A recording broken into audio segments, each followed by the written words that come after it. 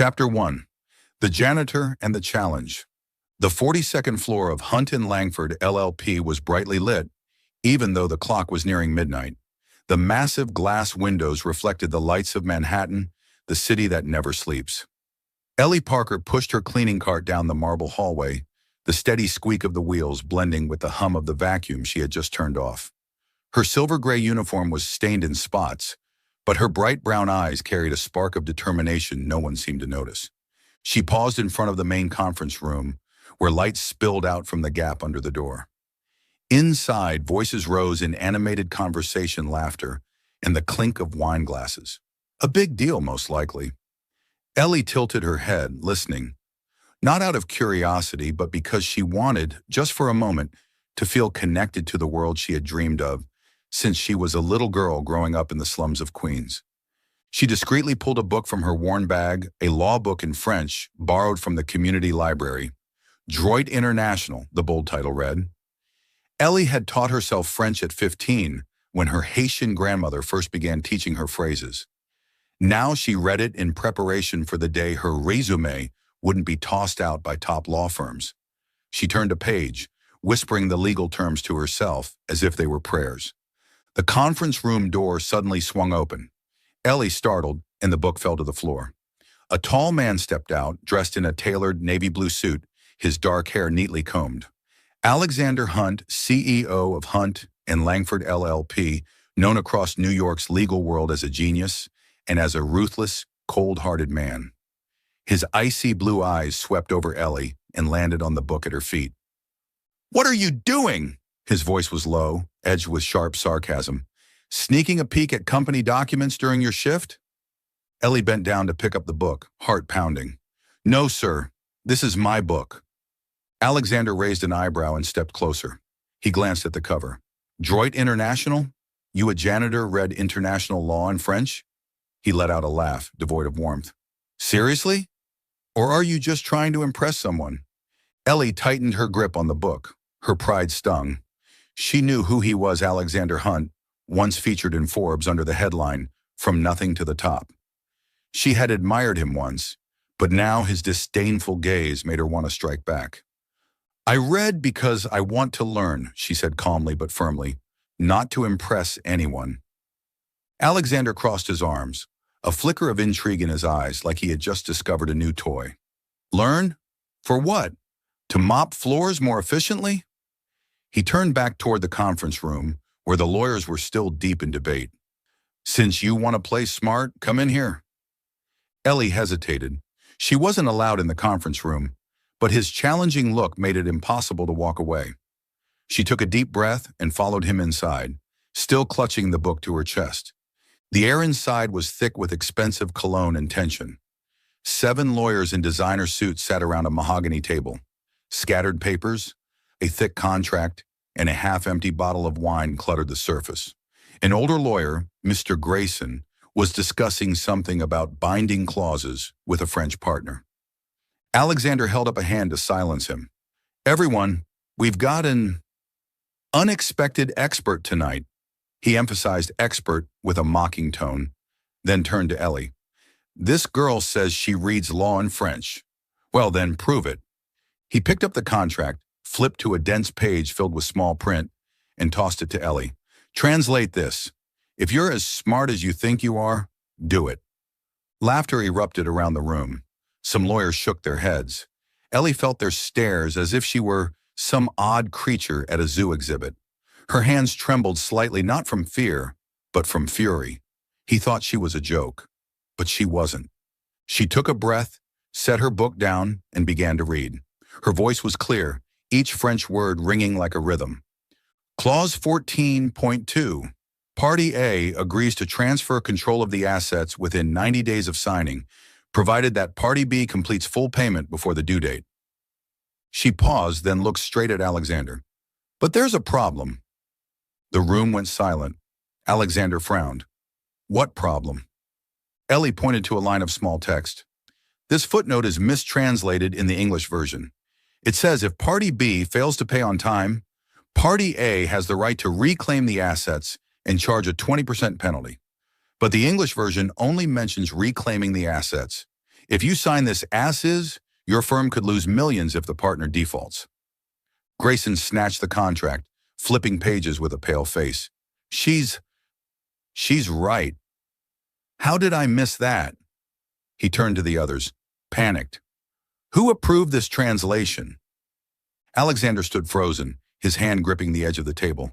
His gaze on Ellie no longer held mockery. It was something else. Shock? Frustration? He couldn't admit that a janitor had just saved the room from a disastrous mistake. No, he couldn't let her win that easily. Impressive, he said coldly. But don't think you can walk in here and act superior. Get back to mopping, girl. Ellie didn't move. She met his eyes, her voice low but cutting. I didn't come in here to act superior. You dragged me in. If you don't want the truth, don't challenge me next time. She turned and pushed her cleaning cart out, leaving behind a conference room thick with awkward silence. Alexander stared after her, his heart beating faster than usual. He hadn't felt this way in years, challenged, exposed by someone with nothing but her pride. A flash of memory crossed his mind. A poor boy in Ohio, standing in front of his class, mocked by a teacher for dreaming of becoming a lawyer. That boy had sworn never to let anyone look down on him again. But now standing at the top, Alexander Hunt wondered, had he become exactly the kind of man who once humiliated him? You're watching Soul Stories, where every tale whispers of love, healing, and hope. If you believe that even the smallest act of kindness can change a life, and that love often arrives when we least expect it, don't forget to subscribe and be part of our journey. Now stay with us. The story is just beginning. Chapter 2. The Forgotten Past.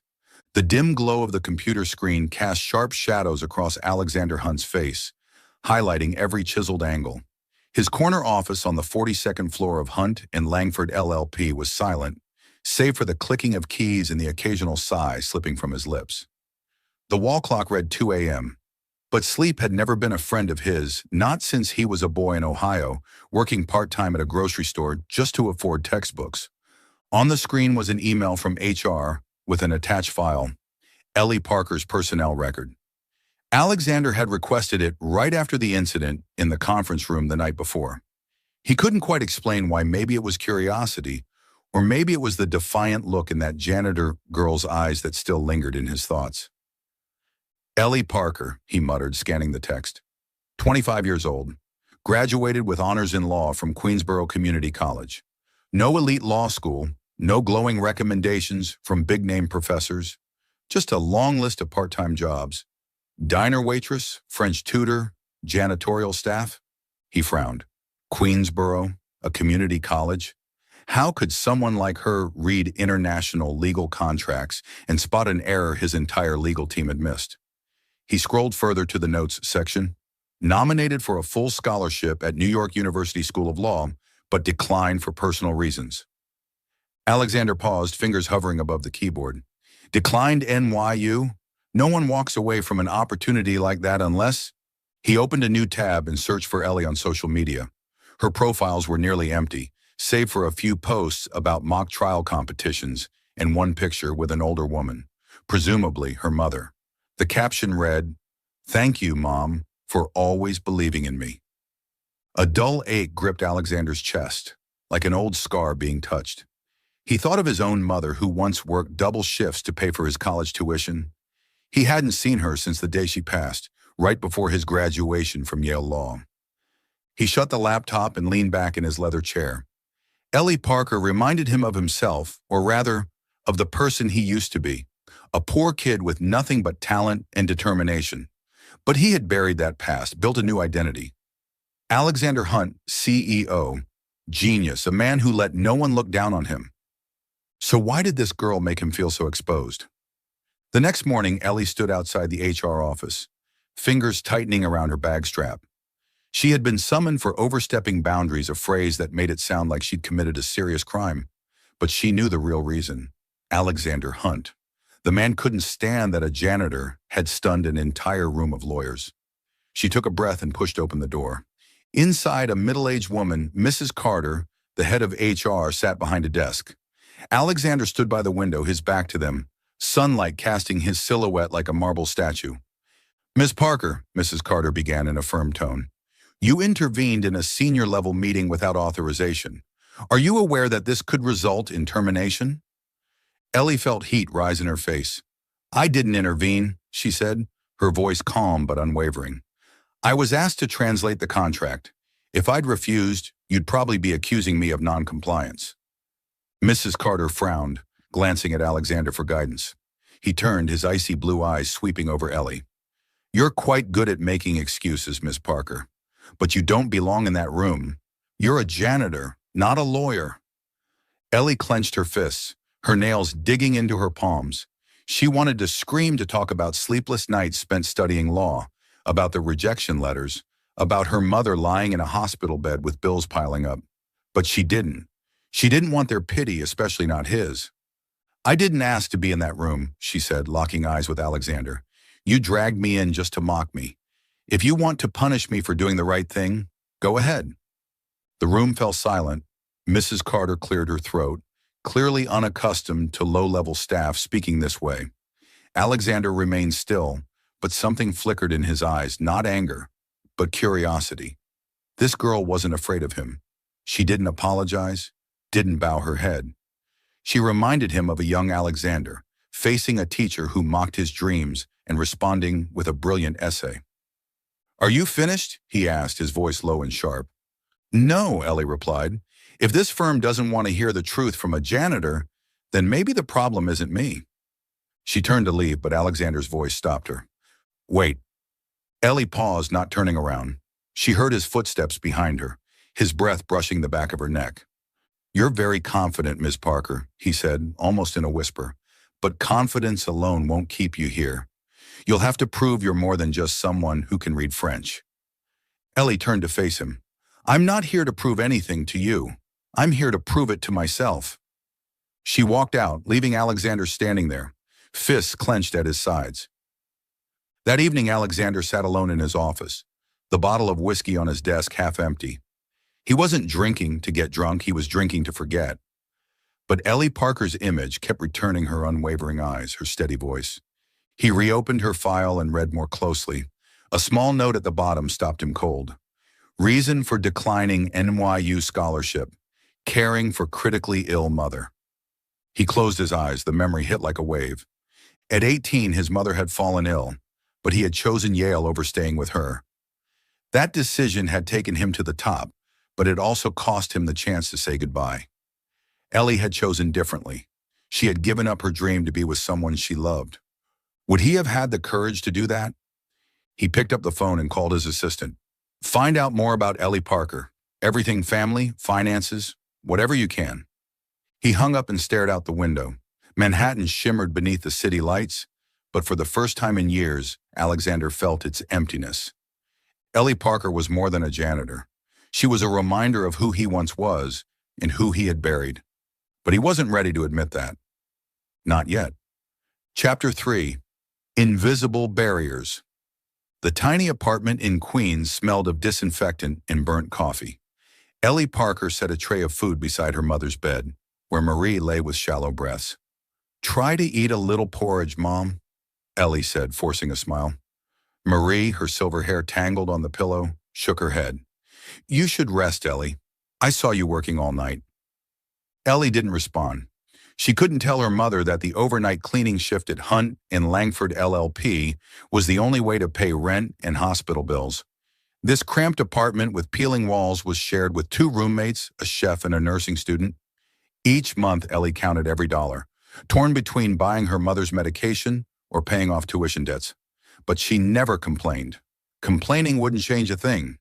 She sat on the old wooden chair and opened her laptop. The screen displayed an email from Hunt and Langford dated 6 months ago. Thank you for your application. We have selected a more suitable candidate. Ellie had applied 3 times for intern, legal assistant, even as a secretary. Each time the answer had been the same. Without connections, without an Ivy League degree, her resume was just another ignored sheet of paper. Still, she kept applying. Hunt and Langford was her dream, a firm where the best lawyers fought for justice. Or at least, that's what she used to believe. She closed the laptop and looked out the window. Queens was a blur of gray buildings and car horns. She thought back to her days at Queensborough Community College, staying up late to study international law, dreaming of standing in a boardroom one day, debating with high-profile partners. But reality had taught her that dreams weren't made for girls like her, a Haitian-American girl from the projects, with no one to open doors for her. At Hunt and Langford LLP, Alexander Hunt sat in his office, staring out the glass wall at glittering Manhattan. But his mind was elsewhere. Ellie Parker, the girl with the unyielding eyes, had taken up residence in his thoughts. The report from his assistant that morning only made it worse. Ellie lived in a rundown boarding house, cared for a mother with heart disease, and worked 3 jobs to stay afloat. Not only had she declined the NYU scholarship, she had also won a national constitutional law competition in her sophomore year. So why was she scrubbing floors here? Alexander tightened his grip on his pen as memories returned. He remembered working at a grocery store, being mocked by customers for wearing torn clothes. He had sworn never to be looked down on again, and he had kept that promise. But at what cost? He had forgotten what it felt like to fight for something bigger than himself. Ellie, with her fierce dignity, reminded him of the boy who once dreamed of becoming a lawyer to protect people like his mother. He stood up and called his secretary. Schedule a meeting with Ellie Parker, today. He wasn't sure what he was doing, but he needed to see her. Not to apologize, Alexander Hunt didn't apologize, but to find out if this girl was really who he thought she was. That afternoon, Ellie stood outside Alexander's office, heart pounding. She had thought the conference room incident would be forgotten, yet here she was, summoned again. She knocked and stepped in. The office was vast walnut desk, shelves filled with thick legal volumes. Alexander sat behind the desk, his navy suit pristine, eyes as sharp as glass. Ms. Parker, he said, voice low. Sit. Ellie remained standing, hands clasped in front of her. If you're going to fire me, just say it. I don't need pleasantries. Alexander raised an eyebrow, a flicker of a smile playing at his lips. Fire you? Number, I don't waste talent. He slid a paper across the desk. This is an offer, an unpaid apprenticeship at the firm. You'll learn from the best, have a chance to prove yourself. Ellie looked at the paper, her heart twisting. This was the opportunity she had dreamed of, a foot in the door at Hunt and Langford. But the word unpaid cut like a blade. She worked 16 hours a day just to keep her mother alive. Unpaid meant losing her home, losing everything. And the way he said it, like he was bestowing a favor, felt like an insult. She pushed the paper back. Thank you, but I'm not accepting. Alexander blinked, clearly not used to rejection. You're turning down something hundreds of applicants would beg for? Do you even understand what this is? I do, Ellie said firmly. But I don't need charity from someone who doesn't believe I deserve it. If you think I'm only worth working for free, then you're no different from the people who toss my resume aside. Silence fell. Alexander looked at her, his eyes no longer cold but filled with something else, surprise, maybe even respect. This girl wasn't just smart, she had a self-respect he rarely saw in the legal world. He stood and approached her, his voice softer. You think I don't believe in you? Then why am I here talking to a janitor instead of closing $1 million deal? Ellie didn't flinch, though her heart was racing. Because you're curious, but curiosity isn't belief. I don't hate you, Mr. Hunt. I just hate having to beg people who never saw my worth in the first place. Alexander stood still, his hands clenched in his pockets. Her words hit like a punch, dragging up memories of professors at Yale who had dismissed him because he came from nothing. He wanted to say something to tell her he understood, that he used to be her, but he couldn't. Not Alexander Hunt, not the man who never admitted weakness. You're very determined, Ms. Parker, he said at last, but determination doesn't pay the bills. Think it over. Opportunities like this don't come twice. Ellie met his gaze without flinching. I don't need opportunities from someone who doesn't respect me. I'll find my own way. She turned and walked out, leaving Alexander behind, feeling for the first time in years like he had just lost a battle. That night, Ellie sat beside her mother, reading a law book under the dim light. Marie took her hand, voice weak. You don't have to do it all alone, Ellie. I believe you'll make it. Ellie smiled, but her heart was heavy. She had turned down Alexander Hunt, but did she have the strength to keep going? In his office on the 42nd floor, Alexander stared at the offer letter, twirling a silver pen between his fingers. Ellie Parker wasn't just a janitor. She was a reminder of the part of himself he had buried long ago, the part that once rejected pity to protect his pride. And for the first time, he wondered, could he relearn that from her? Chapter 4. The moment she spoke up. The 42nd floor of Hunt and Langford LLP was bathed in bright white light from sleek LED panels overhead. Ellie Parker pushed her cleaning cart down the hallway, the cloth in her hand gliding over the glass wall of the main conference room. She worked silently, like a ghost, but her ears were always listening, not out of curiosity, but because the legal debates and multi-million-dollar deals that echoed through these rooms were the closest she could get to the dream of becoming a lawyer. Today, the conference room was more crowded than usual. Through the slightly ajar door, Ellie heard the voice of Mr. Grayson, a senior attorney with silver hair and a smug tone. He was presenting to a group of French partners, his voice full of confidence. Clause 9.3 of the contract ensures the parties share financial risk equally, he said, quoting from the English translation. Ellie paused mid-wipe, a flicker of unease rising in her chest.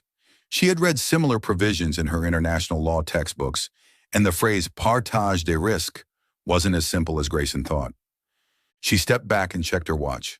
Her shift was almost over, but she couldn't walk away.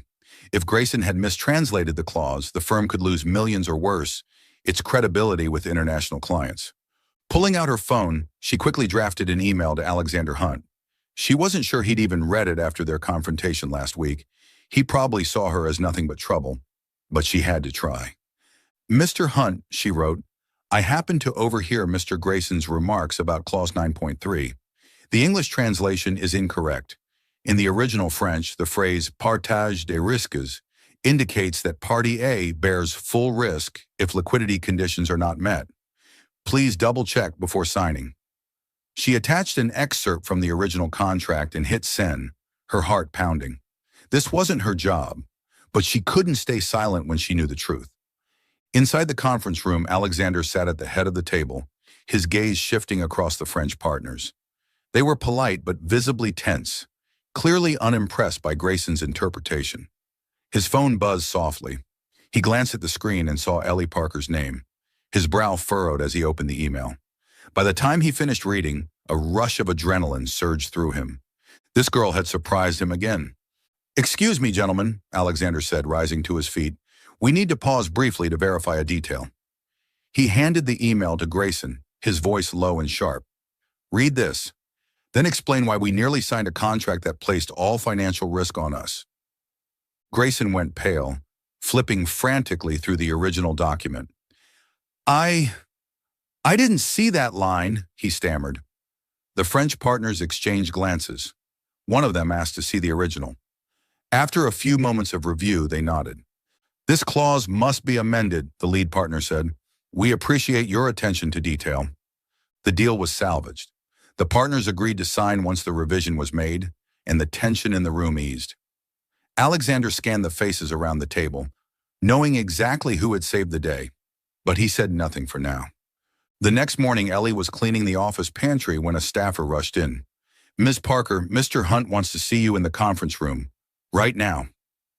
Ellie dropped her cleaning cloth, anxiety flaring. Had she crossed a line again? She took a deep breath and walked in. The senior legal team was seated around the table, their eyes drifting over Ellie like she didn't belong.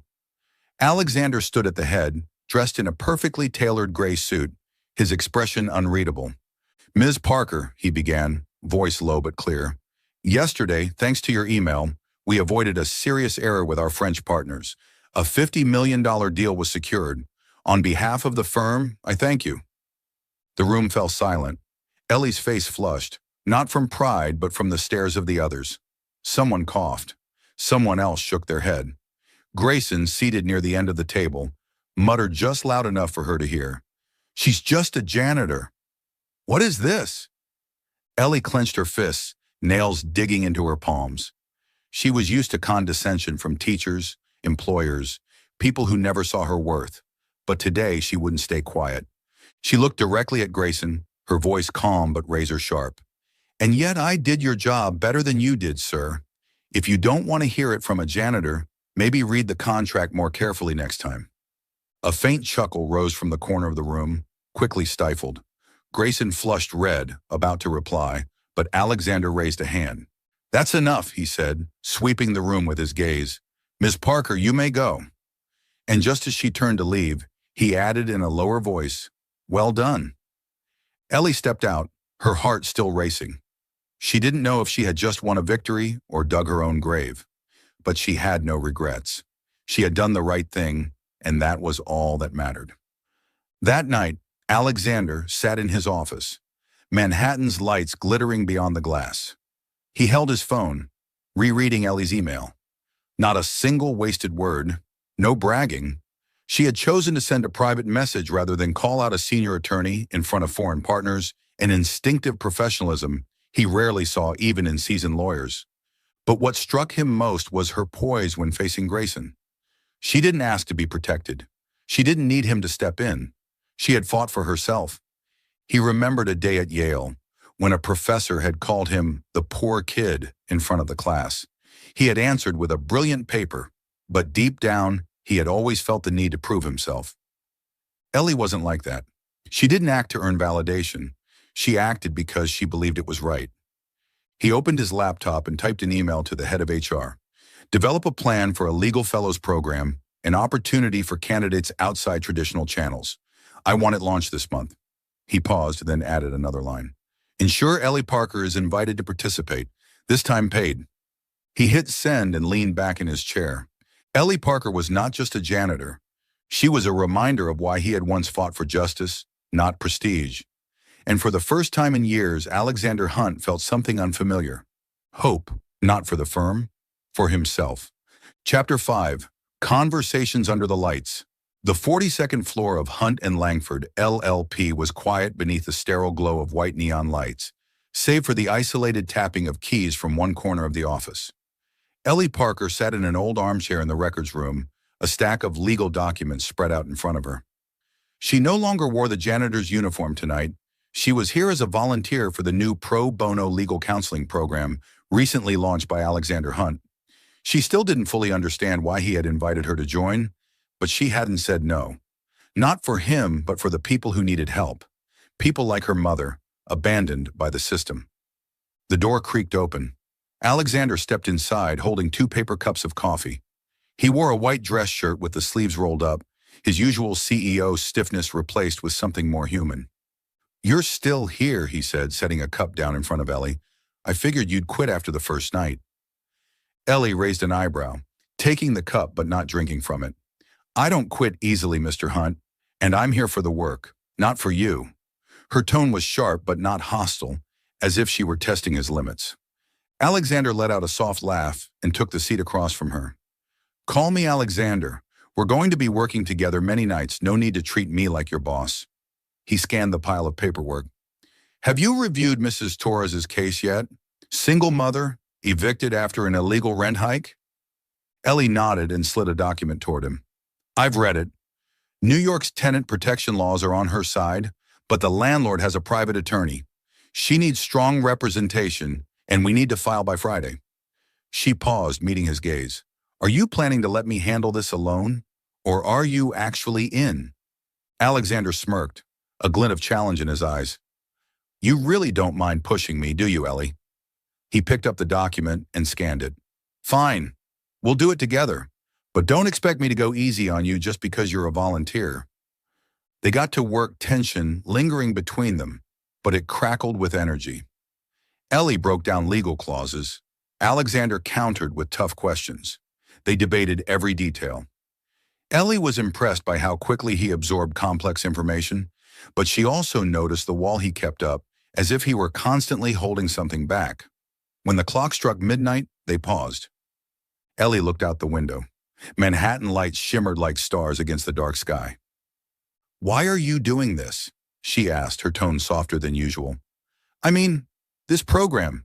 You're a CEO. You have dozens of lawyers under you. Why spend time on cases that don't bring in a dime?" Alexander glanced at her, his expression briefly faltering. He stood and walked toward the window, hands tucked into his pockets. "You think I only care about money?" His voice was quiet but edged, like she'd brushed against an old wound. No, Ellie replied, turning toward him. But you hide your real self. I see how you work. You care about Mrs. Torres, but you don't want anyone to see it. Why? He was silent, eyes on the city.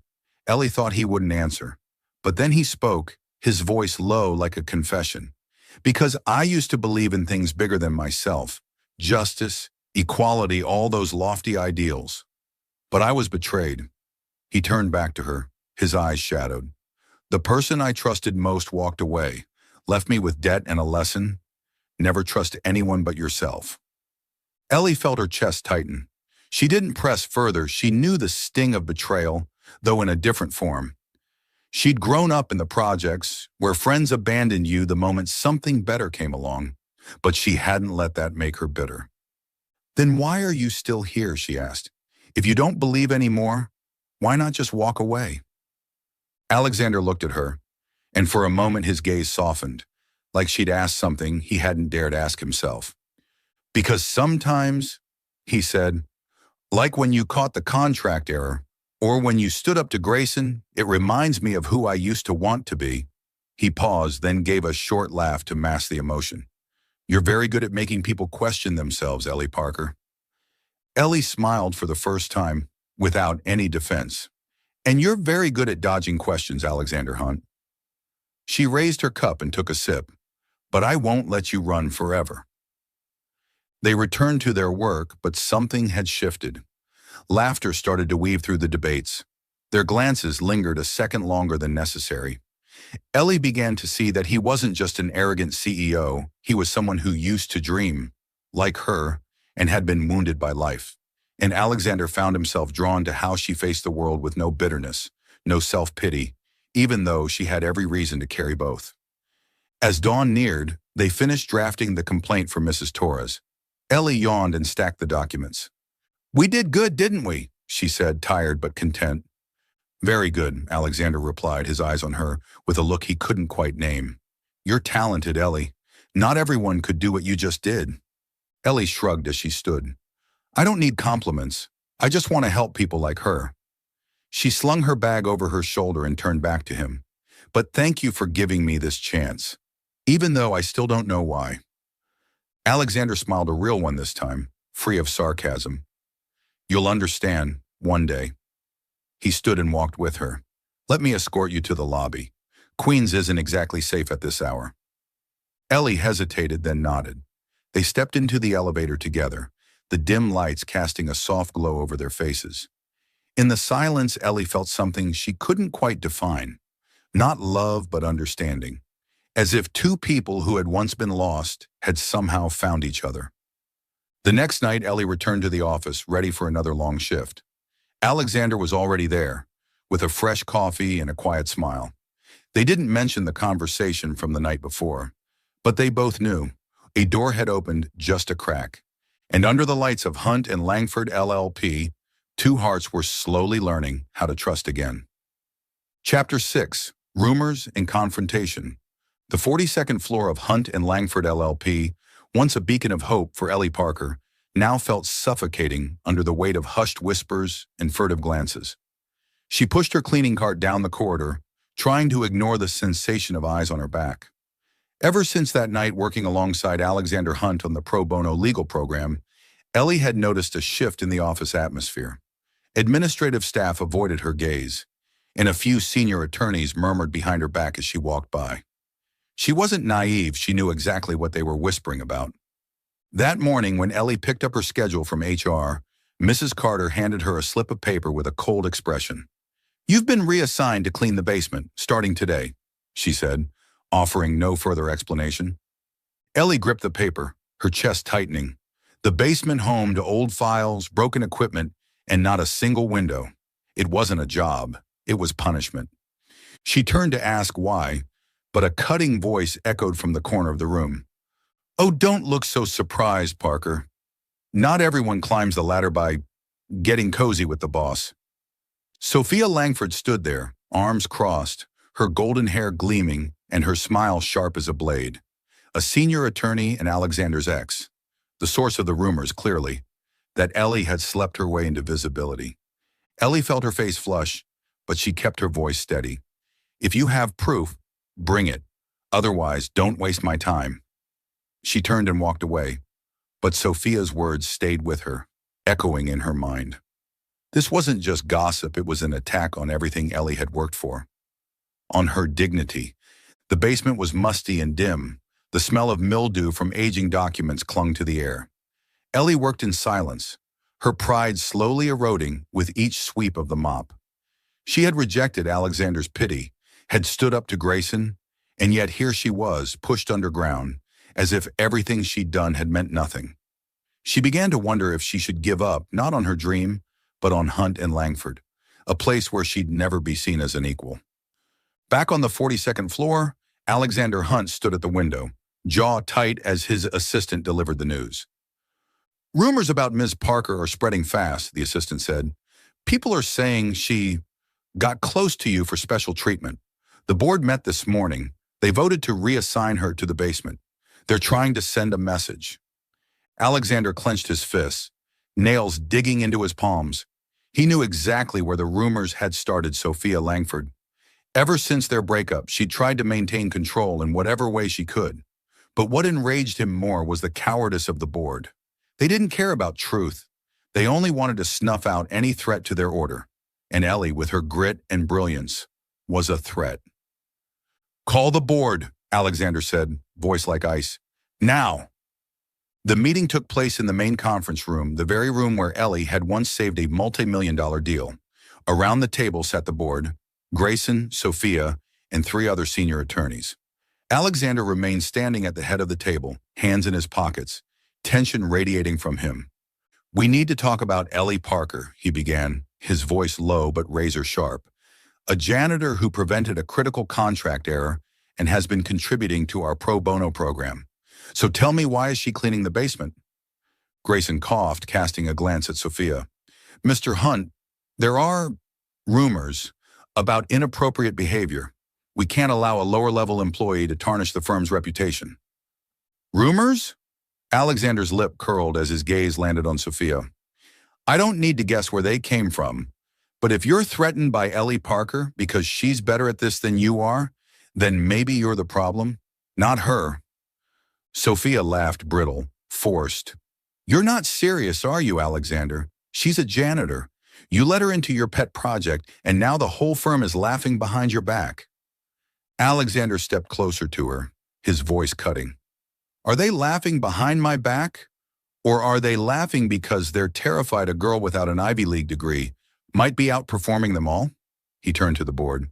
"I'm proposing the launch of a Legal Fellows program, a formal training opportunity for overlooked candidates like Ellie. If you won't back it, I'll fund it myself. And Ellie Parker will be the first one accepted." Grayson stood, his voice shaking. "This is a law firm, not a charity. We can't have a cleaning girl representing Hunt and Langford." Alexander stared him down, voice quiet but commanding. "If she threatens you this much, then maybe she should be running this place." He turned and walked out, leaving the room in stunned silence. That night, Ellie sat in the basement, the flickering light of an old desk lamp casting shadows across the walls. She opened her laptop and began preparing Mrs. Torres's case files, even if she wasn't sure she'd be allowed to see them through. She hadn't given up, not for Alexander, for herself. A knock sounded. Ellie looked up to see Alexander standing in the doorway, sleeves rolled up, the cold edge in his eyes softened. "You're still working," he said, a hint of surprise in his voice, "even after they sent you down here." Ellie shrugged, closing her laptop. "I'm not doing it for them. I'm doing it for the people who need me." She stood to face him. "What about you? Why are you here?" Alexander stepped into the room, his gaze locking on hers. "Because I want you back in the program, and because I just told the board they can either accept you or deal with me." He paused, his voice dropping. "You deserve better than this basement, Ellie." She looked at him, her emotions caught somewhere between belief and doubt. "I don't need you to fight for me," she said quietly. "I just need a fair chance." He nodded, the corner of his mouth twitching into something like a smile. "Then you'll get it. The Legal Fellows program is happening, and I want you to be the first." He turned to leave, then glanced back. "And Ellie, Don't let them make you doubt yourself. They're not worth it. Ellie stood still, the dim light flickering across her face. For the first time, she didn't feel alone in this fight. But she also knew the road ahead was still long, and she was ready to face it, with her dignity intact. Still following the story? If this story found you outside of Soul Stories, we invite you home to where every touching tale begins with truth, hope, and heart. Chapter 7. The Letter in the Rain. Rain poured over Queens, turning muddy streets into shimmering mirrors under the dim glow of streetlights. Ellie Parker stood in the basement of Hunt and Langford LLP, gripping a broom in her hand, her eyes burning but weary. She had endured the rumors, the disdainful stares, and the moldy darkness of this place. But that morning had pushed her beyond her limit. During the all-staff meeting, Sophia Langford, with a smile as sharp as glass, publicly thanked Ellie in front of hundreds of employees. "We should acknowledge Ms. Parker," Sophia said in a syrupy, false sweet voice. "Not everyone can scrub floors and catch the CEO's attention." The room erupted in laughter that sliced into Ellie's dignity like 1,000 tiny knives. The board, including Grayson, sat silent. No one defended her. She stood in the corner in her janitor's uniform, feeling utterly exposed and stripped bare in front of the crowd. She had been ready to respond, but her phone buzzed. A message from the hospital. "Marie's condition has worsened. Emergency surgery required. Immediate payment of $20,000 needed." Her knees nearly gave out. Her mother was the reason she kept fighting, but now the dream of becoming a lawyer felt like a cruel joke. She returned to the basement, opened her laptop, and typed her resignation. "I resign, effective immediately." She hit send and didn't look back.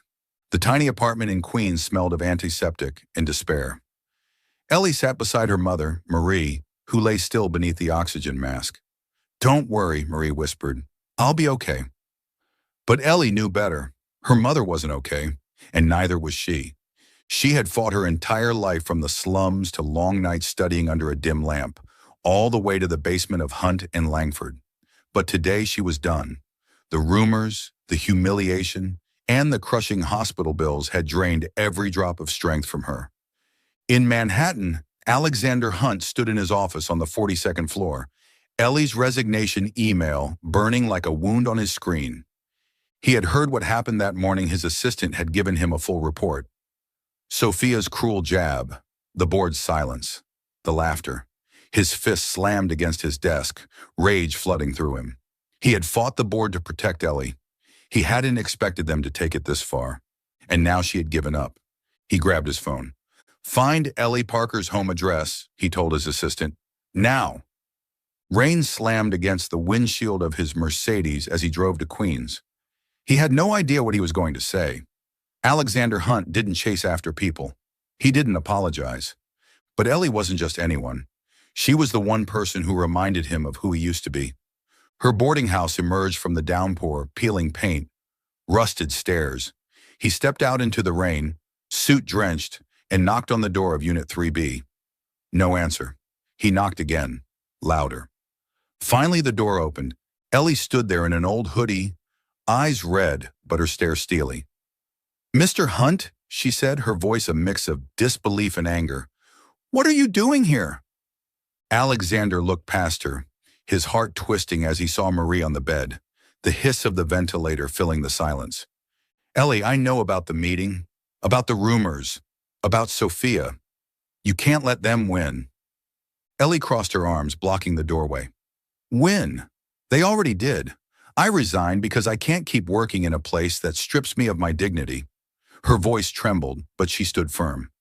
"You don't understand, Alexander. You're the CEO. I'm just the janitor."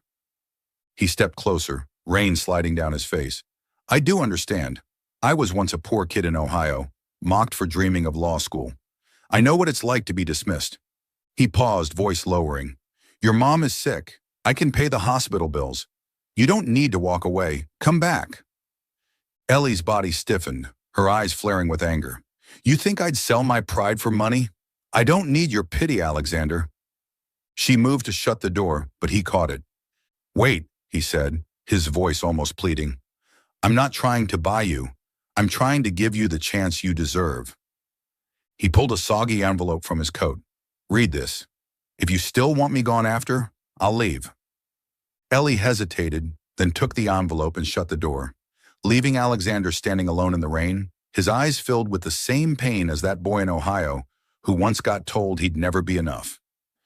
Inside, Ellie sat at the table, hands trembling as she opened the envelope. The ink was smudged from the rain, but the handwriting was still legible, each word etched deep into her heart. "Ellie, I'm not good at apologies, but I owe you one. I was wrong to let you face the board alone. You are the only person at Hunt and Langford brave enough to speak the truth, to stand tall, even when the world tried to tear you down. I used to be like you, a poor boy working in a grocery store, laughed at for dreaming of law school. I rose up, but somewhere along the way, I lost my reason why. You reminded me that I once fought for justice, not prestige. Don't give up. Not for me, for yourself. You deserve to be seen. I'll fight for your place, not out of pity, but because I believe in you. Alexander." Ellie folded the letter, tears slipping down her cheeks. She wasn't crying out of sadness, but because for the first time, someone had seen her. Alexander hadn't just apologized, he'd opened a part of himself she knew few had ever seen. She looked over at her mother, still sleeping. Marie had always said, "Don't let the world make you doubt yourself." Ellie wiped her tears, clutching the letter to her chest. She felt torn, not because of the money, not because of the offer, but because in Alexander, she saw someone who had once lost his way, just like her, and was now trying to find his way back. The rain still fell outside, but inside Ellie's heart, for the first time in a long while, a flicker of hope stirred. Chapter 8. The Nameless Legal Advocate. The Manhattan Housing Court sat quietly beneath the muted glow of early morning light. Footsteps echoed over its worn stone floors, mixing with the murmurs of anxious tenants awaiting their hearings. Ellie Parker stood in front of a cracked mirror in the women's restroom, adjusting a borrowed blazer from her roommate. It wasn't an expensive lawyer's suit, but she didn't need polish today. She was here to help Rosa Torres, a single mother fighting an illegal eviction. Ellie clutched the file folder in her hand and took a deep breath. Alexander Hunt's letter, though left at home, still echoed in her mind. "Don't give up. You deserve this." Since resigning from Hunt and Langford LLP, Ellie had spent 3 days preparing this case. She wasn't doing it for money. Mrs. Torres had nothing to give. She did it because it was right, because Alexander's words had rekindled something inside her. She had studied New York's tenant protection laws, coached Mrs. Torres on how to present in court, and prepped every supporting document. Today, Mrs. Torres would represent herself pro se, but Ellie would be there beside her, handing her papers, whispering guidance. She stepped into the courtroom with steady eyes, though her heart pounded. The room was packed, strangers filling the public benches. Mrs. Torres, in a worn sweater, squeezed Ellie's hand, her eyes anxious. On the plaintiff's side stood a sharp-suited attorney from a large firm, confidently stating, "Mrs. Torres failed to pay the increased rent raised from $1,200 to $2,000, thus violating her lease. The eviction is lawful."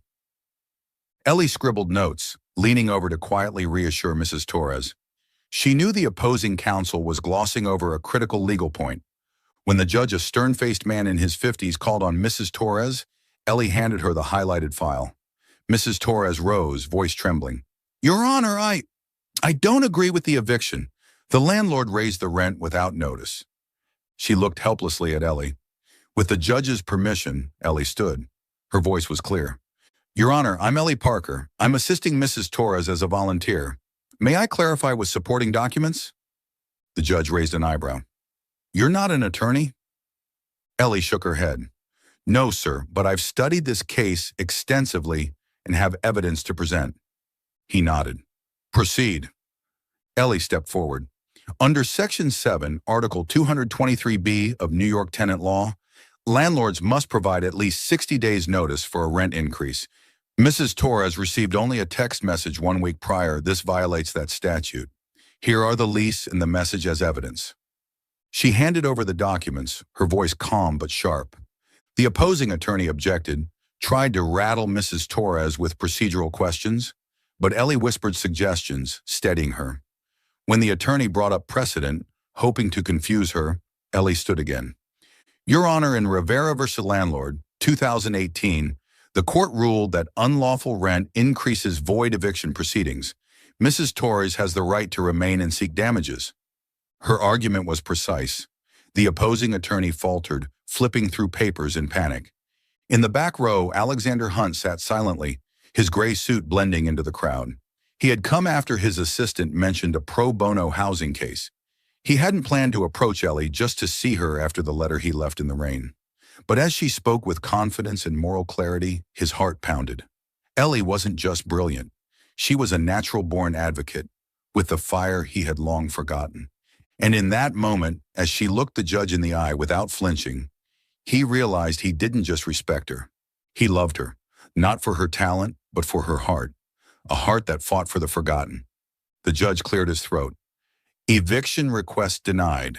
Landlord is ordered to pay damages to Mrs. Torres under applicable law. Mrs. Torres burst into tears, hugging Ellie. A few spectators murmured praise, and the judge nodded at her. Well done, Ms. Parker. I rarely see anyone this prepared who isn't an attorney. Ellie smiled, eyes brimming. Thank you, Your Honor. I just wanted to help Mrs. Torres. She paused, then looked out at the courtroom. And I want to thank someone who reminded me not to give up just when I thought I couldn't go on. That person knows who they are.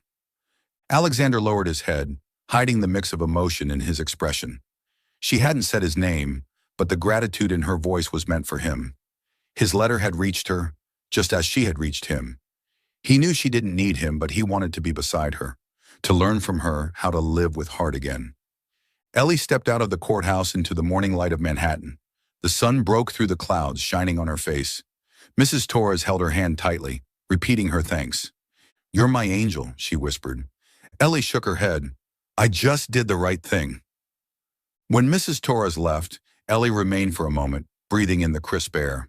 She didn't know Alexander had been there, but she felt something, his presence perhaps, his words still with her. In the car back to Hunt and Langford LLP, Alexander stared out the window, images of Ellie flooding his mind. The Legal Fellows program had been approved, and he would make sure she was the first. Not because he loved her, but because she deserved it, and because he wanted to learn from her how to believe in justice again. Ellie returned to her apartment in Queens, setting the documents gently on the table. Her mother, still weak, smiled. You made me proud today, Marie said. Ellie held her mother's hand, tears spilling down her cheeks.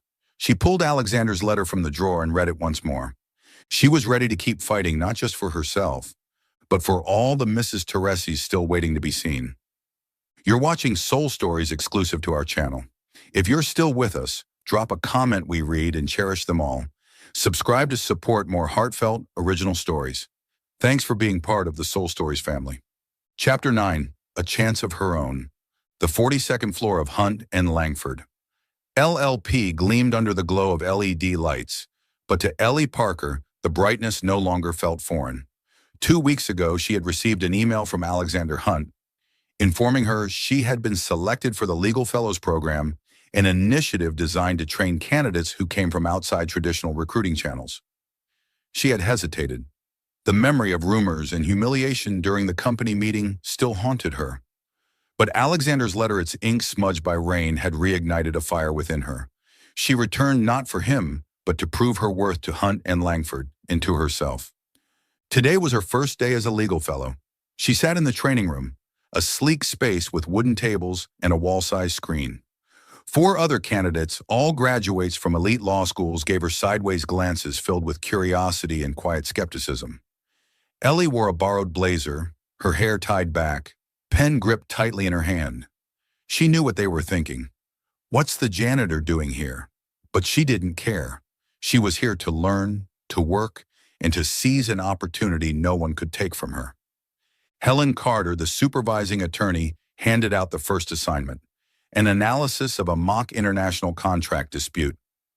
You have 3 days to prepare your reports and present to the board, she said. Show us what you've got. Ellie scribbled down notes, her mind already parsing contract clauses and legal precedents. This wasn't just an exercise, this was her chance to prove she belonged. In the days that followed, Ellie worked relentlessly. By day, she buried herself in the firm's law library, poring over thick legal tomes and online rulings. By night, she returned to the apartment in Queens, writing her report under the dim desk lamp. Her mother, Marie, still weak from surgery, smiled at her from the bed. "You make me proud," she whispered.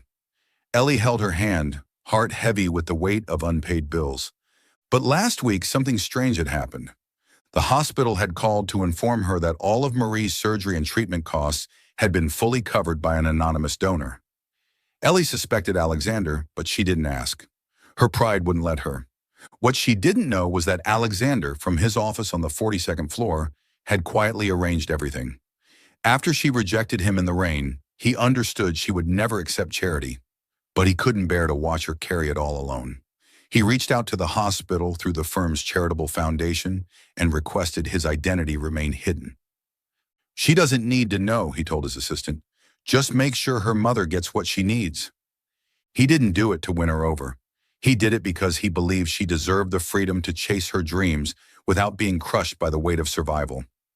Alexander watched from afar, reading Carter's weekly reports. Ellie asked the toughest questions, spotted a clause flaw the others missed, and worked with a level of focus that left Helen Carter stunned.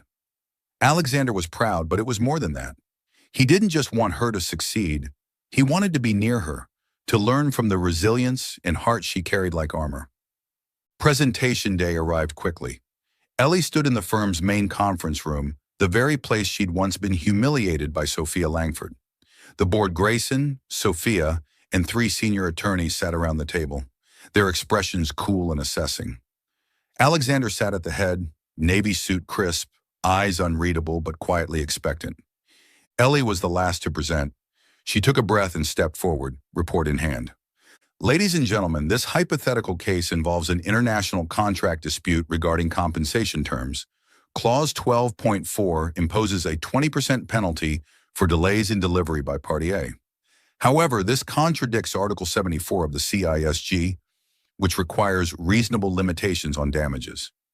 She cited statutes, dissected precedent, and proposed clear amendments.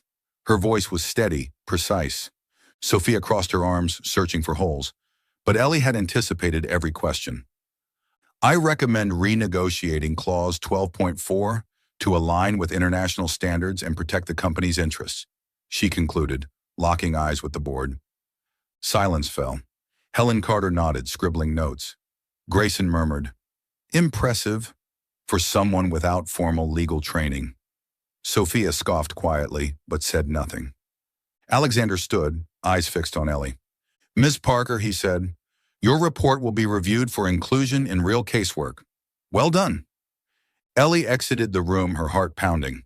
She had stood her ground in front of the very people who once dismissed her. But as she returned to the training room, her phone rang. "Ms. Parker, we're calling to confirm that the next phase of your mother's treatment has also been paid in full by the same anonymous donor." Ellie gripped the phone, her thoughts spinning. She knew it was Alexander. No one else had the motive or the heart. She wanted to confront him, but deep down, she also sensed the sincerity behind it. That afternoon, Alexander called Ellie to his office. She walked in to find him standing beside his desk, holding a small card. Sunlight streamed through the windows, casting a glow across his steady expression. "This is for you," he said, handing her the card. "Your official legal fellow ID. This isn't a gift from me, Ellie. This is something you earned." She took the card, fingers tracing the embossed words. Ellie Parker, legal fellow. Tears threatened, but she held them back. "Thank you, Alexander," she said, her voice firm. "But I know about the hospital. Why did you do it and not tell me?" He blinked, surprised she had found out. He stepped closer, voice low. "Because I knew you'd never accept it, but I couldn't let you carry it all alone. I didn't do it out of pity, I did it because I believe in you, and I wanted you to have the chance to fight on your own terms." Ellie looked at him, torn between anger and gratitude. She inhaled deeply. "I won't let you down, but I need to be clear I'll walk my own path. I don't need anyone to lead me, not even you." Alexander smiled genuinely. "I don't doubt that, but if you'll let me, I'd like to walk beside you, not to lead, but to see just how far you'll go." His eyes met hers, filled with admiration and something deeper. Ellie nodded, then turned to leave, the badge clutched tightly in her hand like a promise. She was no longer the girl who scrubbed floors. She was Ellie Parker, legal fellow, and she would prove her worth. That evening, Ellie sat beside her mother, recounting the day. Marie held her hand, her eyes glowing. "You make me proud," she whispered. Ellie smiled through her tears. She thought of Alexander not just as the man who opened a door, but as someone who believed in her when she no longer could. She felt a connection now, like two hearts once lost were finally finding their way toward each other. Chapter 10. The Contract of Two Hearts. The early summer sunlight poured through the windows of the small office on the 42nd floor of Hunt & Langford LLP, casting golden rays over Ellie Parker's walnut desk.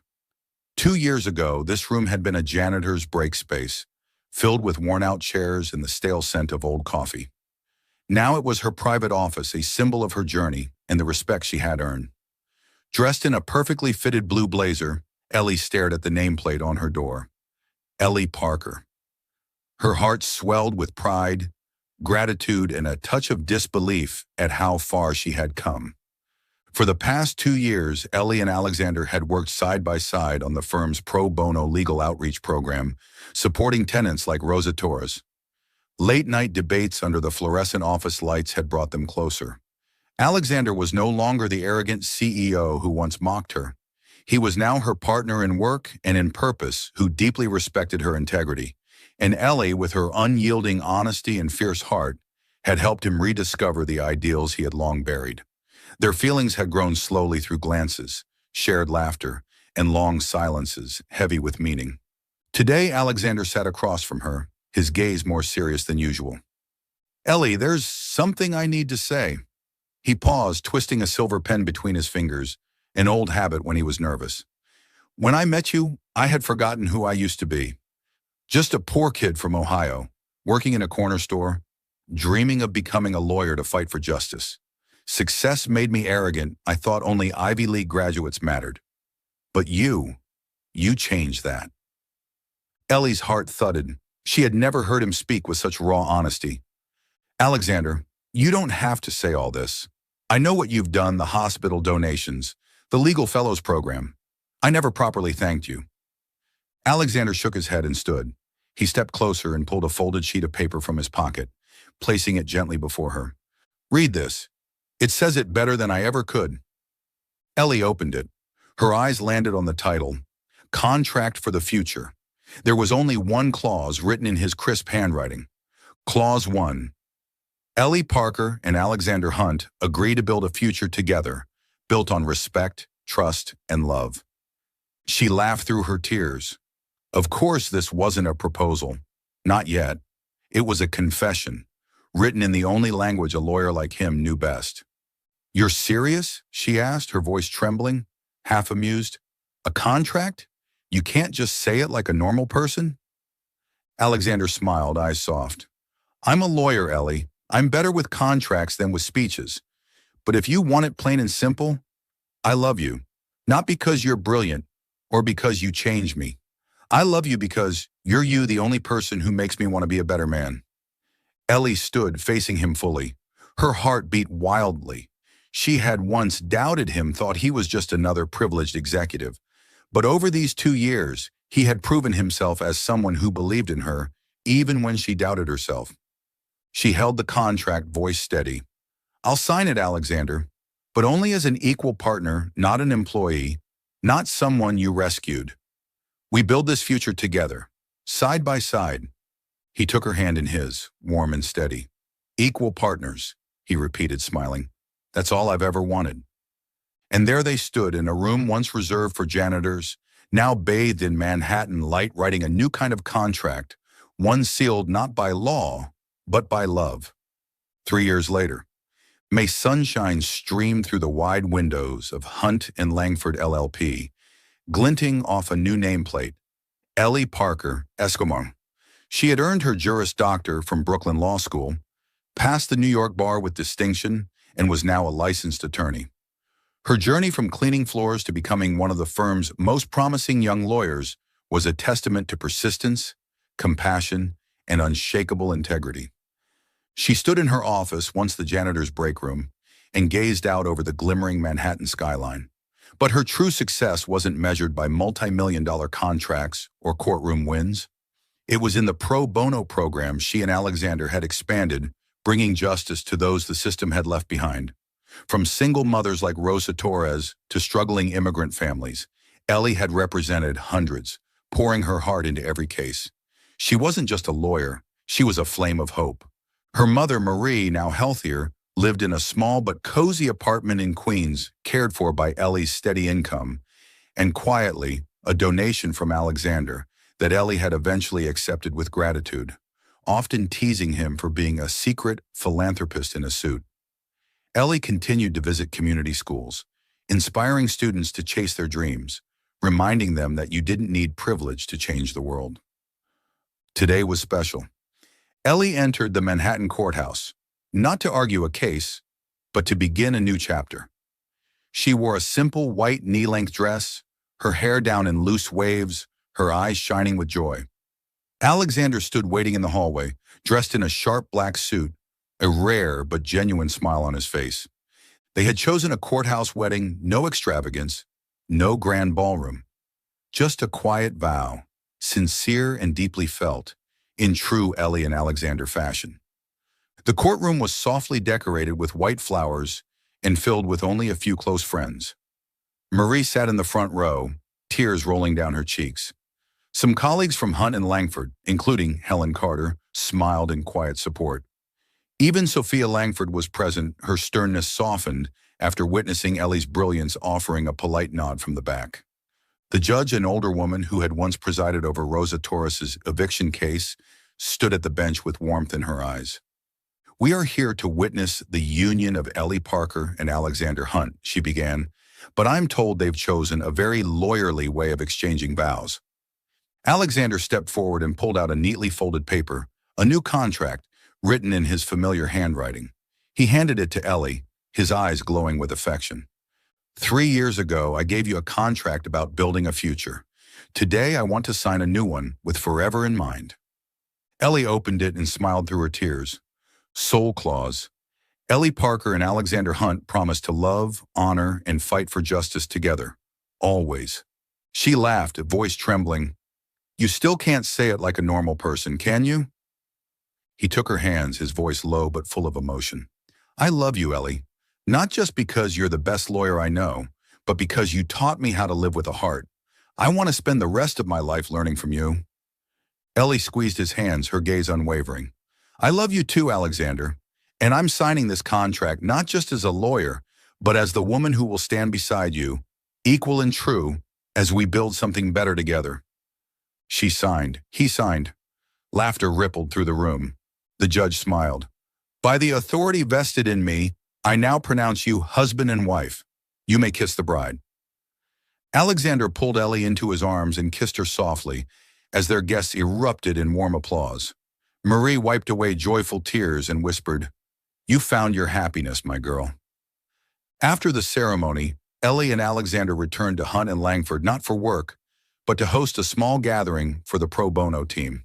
They sat surrounded by people who had become family young attorneys, former clients like Rosa, and students from the community. Alexander raised a glass, his gaze lingering on Ellie. "To justice," he said, "and to people like Ellie who remind us that the heart matters just as much as the law." Ellie smiled and squeezed his hand beneath the table. Outside the window, Manhattan buzzed with life, but to her it felt different now. She wasn't just a successful attorney. She was a dream made real for herself and for everyone who had once been left behind. This wasn't a fairy tale ending. It was a testament to persistence, to principle, and to love. And in that office that once smelled of old coffee, Ellie and Alexander wrote a new kind of law. Love, respect, never giving up. Under the Manhattan lights, they walked into the future together, whole and home at last.